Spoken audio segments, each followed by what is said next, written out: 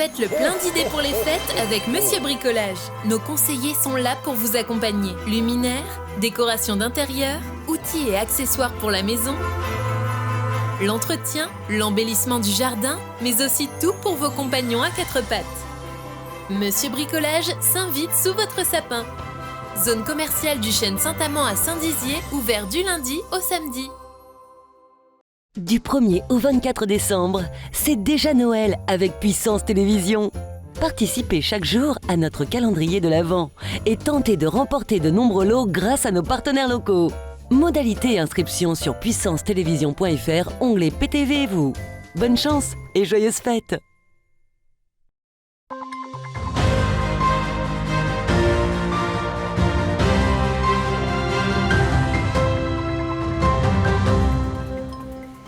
Bonjour et ravi de vous retrouver dans votre nouvelle édition du 15 Info.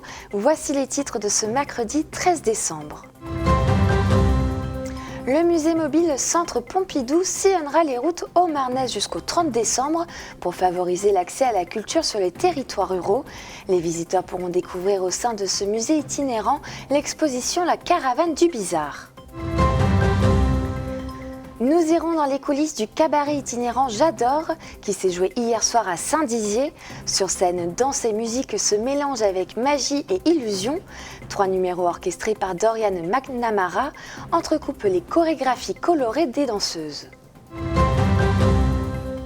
Avec le retour du froid, les virus hivernaux circulent en France et dans la région Grand Est. Cette année, l'épidémie de bronchiolite est d'autant plus précoce et intense, avec 149 cas hospitalisés récemment. Le docteur Iskandar Saman, responsable de l'ARS Haute-Marne, sera notre invité pour nous faire un point épidémiologique sur le territoire. Chaque mercredi de décembre et de janvier, le Cygne ouvre ses portes pour créer des furoshiki, un tissu réutilisable et idéal pour emballer ses cadeaux tout en respectant l'environnement. L'opération Tempête TSUR est lancée depuis lundi dans les départements de la Marne, la Haute-Marne et la Meuse. À la demande du ministre de l'Intérieur Gérald Darmanin, cette initiative sécuritaire compte au total 373 gendarmes pour lutter contre la délinquance et l'économie souterraine. Elle s'inscrit aussi dans la stratégie du dispositif Territoire de sécurité urbain et rural. Cette opération a déjà permis une intervention d'envergure hier matin avec 144 gendarmes mobilisés dans la cité rose de Vitry-le-François. Une nouvelle mobilisation des forces de l'ordre a également eu lieu cet après-midi pour un contrôle des flux aux abords de la RN4 de Vitry-le-François.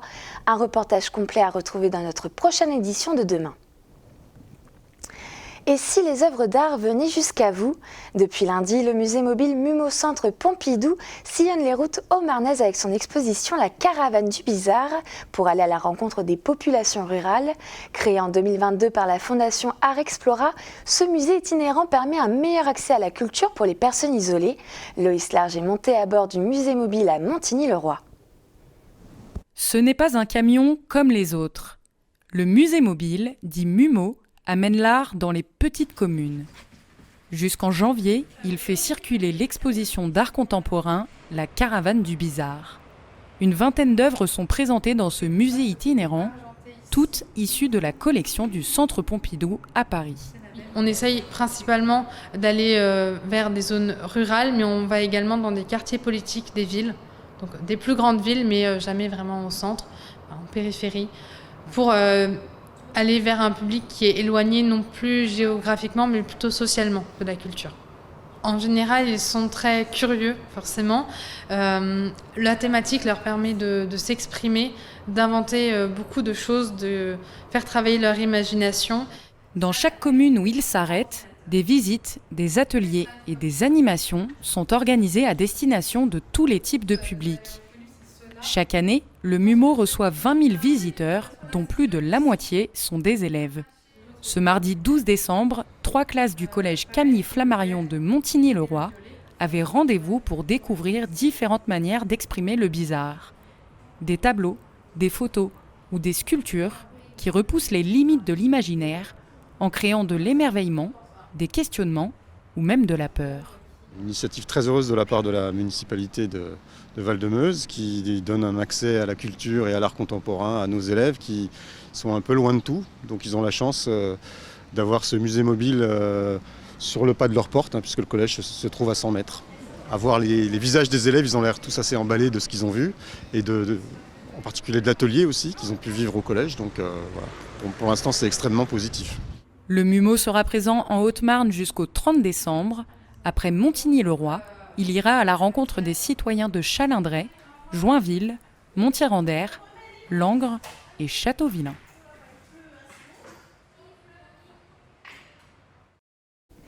L'univers des plus grands cabarets parisiens s'est invité au théâtre de Saint-Dizier le temps d'une soirée. Entre danse, musique, magie et illusion, le public a pu assister également à 3 numéros orchestrés par Dorian McNamara. Clémentine Coppola et Mathis Grenier nous plongent dans les coulisses du cabaret itinérant J'adore. L'heure est au dernier préparatif. À quelques minutes de montée sur scène, le maquillage, les costumes et les coiffures doivent être peaufinés pour garantir strass et paillettes au public bragard. Levé de rideau et le show du cabaret itinérant J'adore commence.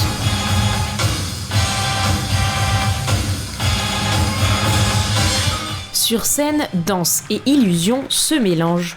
3 numéros de magie entrecoupent les chorégraphies colorées des danseuses et les musiques chantées ou alors jouées par instrument. Et il me semble qu'il y a à l'intérieur quelque chose qui ne vous est pas inconnu. Il me semble que c'est une bague, une alliance, c'est bien la vôtre.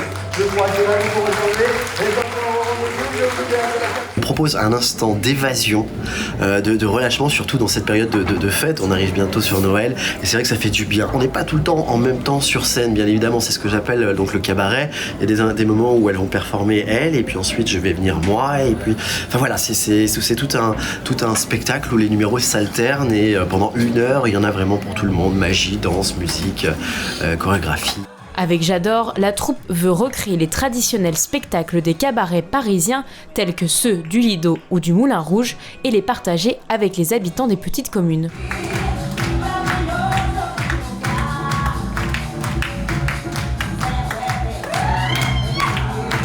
La troupe itinérante est composée d'artistes aguerris. Son but est de jouer pour tous les publics et sur toutes les scènes. Le théâtre de Saint-Dizier était donc un lieu immanquable pour le producteur. La particularité d'une troupe itinérante, c'est le fait de savoir s'adapter. Là, en l'occurrence, le théâtre, c'est un écrin absolument magnifique. On a cette chance de jouer dans ce lieu sublime. Il y a déjà une particularité, c'est le son. Il n'y a pas besoin de sonoriser la voix autant qu'une salle de concert. L'espace est suffisamment grand pour y faire évoluer des danseuses de cabaret. Et puis, il y a cet esprit spectacle musical qui est quand même hyper approprié à ce lieu. La troupe poursuit sa tournée dans toute la France jusqu'aux fêtes de fin d'année, l'occasion pour les curieux ou les amateurs de profiter d'un cabaret loin des grandes villes.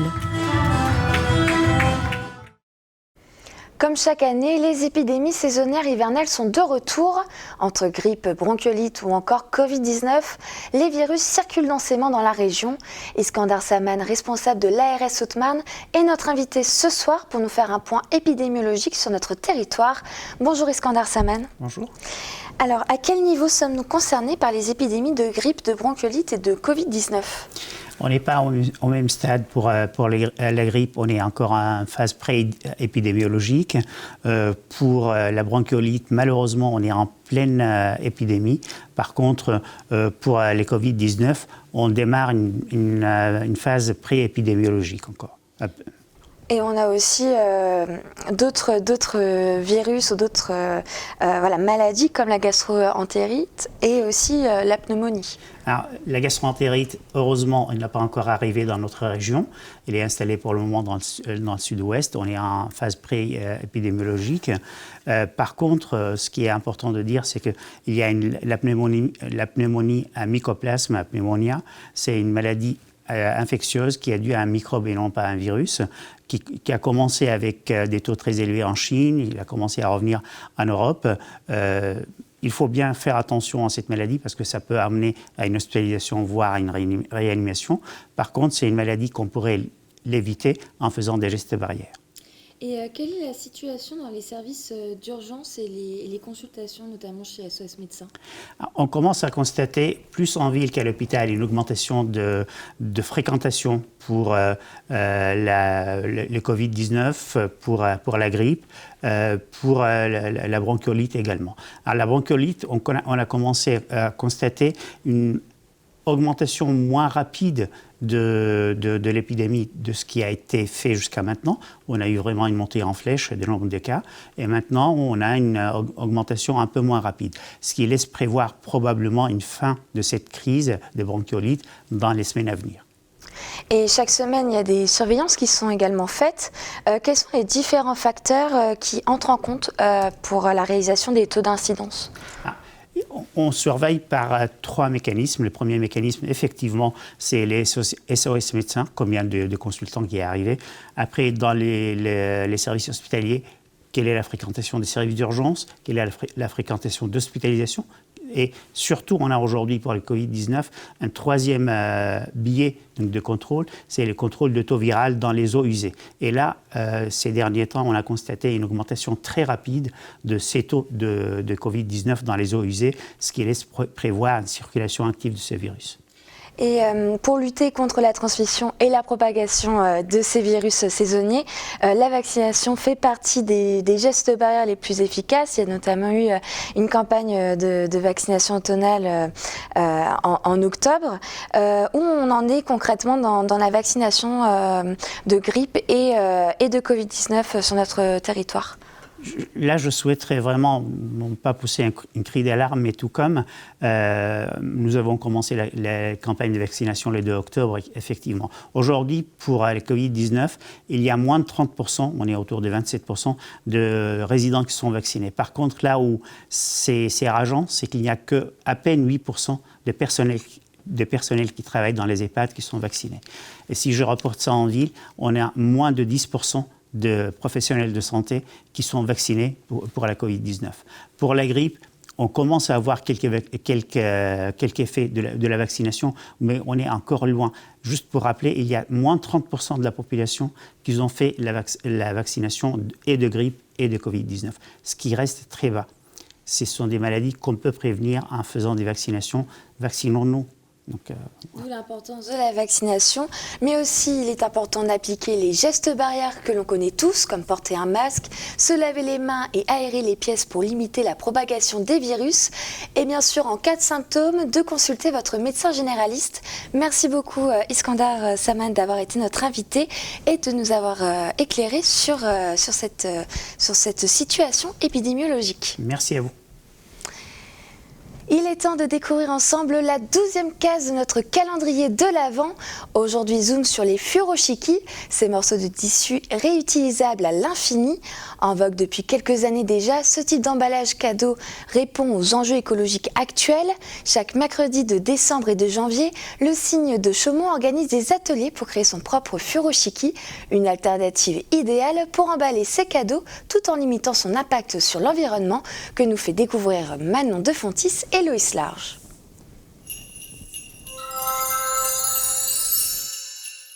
Noël arrive à grands pas et il est temps d'emballer ses cadeaux.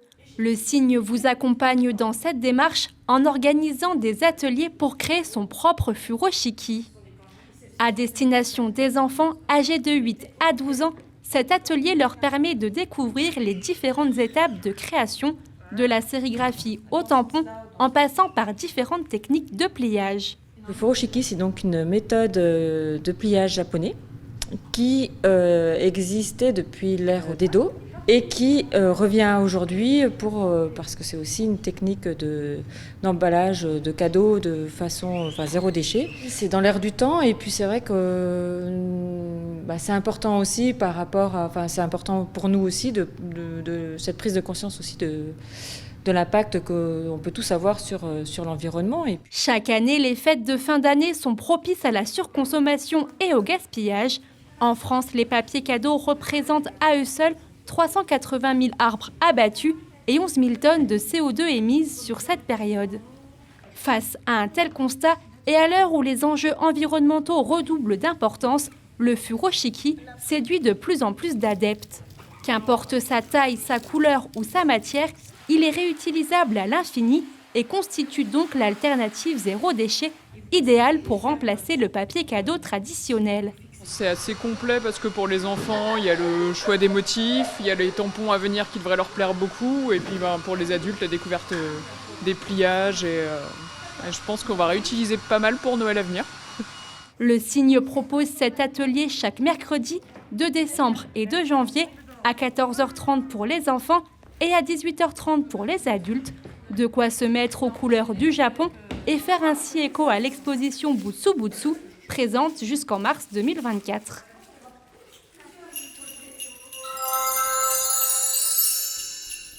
C'est la fin de ce journal. Merci de l'avoir suivi. Je vous dis à demain pour votre prochaine édition du 15 Info.